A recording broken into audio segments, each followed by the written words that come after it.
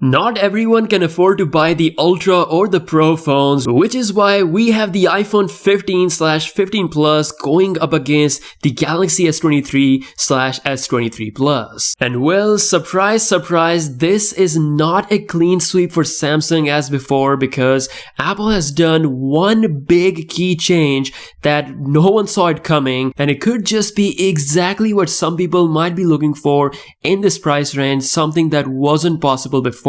As always, we're going to start with the pricing and value, so this is where Samsung wins pretty easily because you actually get a handsome discount of $100 on both S23 and S23 Plus, so that's $100 cheaper than the price for the iPhone 15 and the 15 Plus. So right off the bat, Samsung has made a pretty healthy key pricing difference compared to the new iPhones. In terms of design and colors, both have wonderful options and both are beautifully premium looking phones. Hands down, one of the best looking phones in this price range. Again, it's gonna come down to personal preference, which one you prefer in terms of the look. Speaking of the looks, if you look closer, you can clearly see that Samsung still offers more lenses, more cameras on the back than the iPhone 15/15 Plus, so you still essentially get more of a complete camera experience.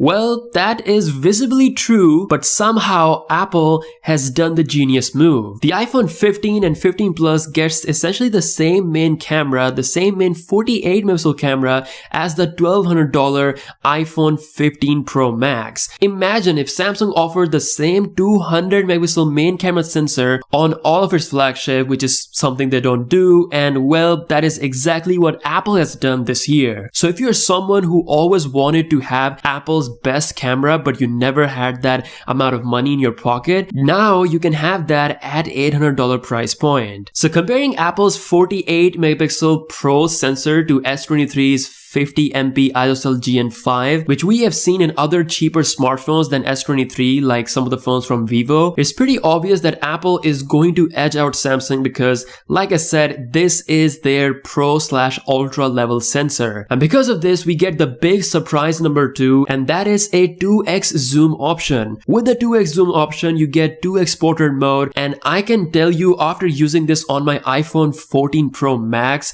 on various trips, this 2x crop of this 48 megapixel resolution is almost optical quality. It's probably one of the best digital zoom in the industry. So while Samsung has an actual 3x optical zoom on the S23, I think Apple is taking care of this difference just fine while offering a Pro Ultra level main camera sensor. Especially at this price, it is definitely a big surprise move by Apple. Now this also translates to video performance as well. I think overall they're pretty close, but Apple, for me, in my personal experience, even when we are talking about Ultras and Pros, I have seen more of a consistent video performance on iPhone side, although Samsung is pretty close as well. With all of that said, there is a big catch. When it comes to display, Apple brought the dynamic island design along with a 2000 nits bright screen, which is brighter than S23 and S23 Plus, but it is a 60Hz panel, and that is something that makes the iPhone 15 and 15 Plus dead on arrival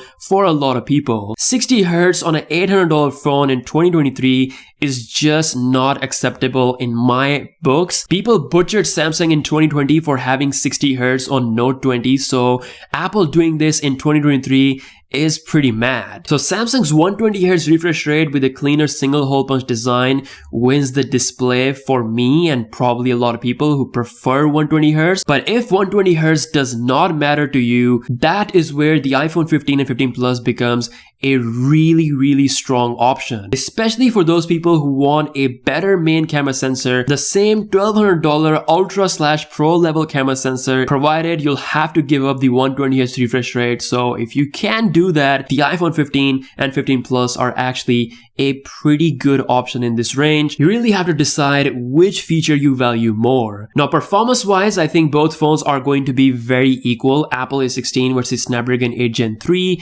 I think Samsung has done a great job with the performance along with the software, and I can say the same thing about Apple with iOS 17, plus they both offer pretty healthy longevity period. Now battery wise, with that 60Hz display, we're going to see a better better battery life experience on the iPhone 15/15 Plus, as we have seen with last year's iPhone 14 Plus. For those who can bear the torture of 60 Hz, it's like running the display on low power mode all the time. It's gonna take less power than S23's 120Hz refresh rate, so obviously you're gonna see better battery life on the iPhone 14/14 Plus. With that being said, S23 and S23 Plus are also pretty good battery wise, with 4 to 6 hours of screen on time with 120Hz. So if you do go for higher refresh rate, you're still going to get a good battery life. And let's not forget, the USB-C on Samsung has brain cells, meaning you are getting faster charging on the S23 and S23 Plus, as well as faster data transfer speeds, something you don't get on the iPhone 15 and 15 Plus's USB-C 2.0. So there we go. As collective features, and if you consider the price that I told you in the beginning of the video, in most markets Samsung is giving a discount, so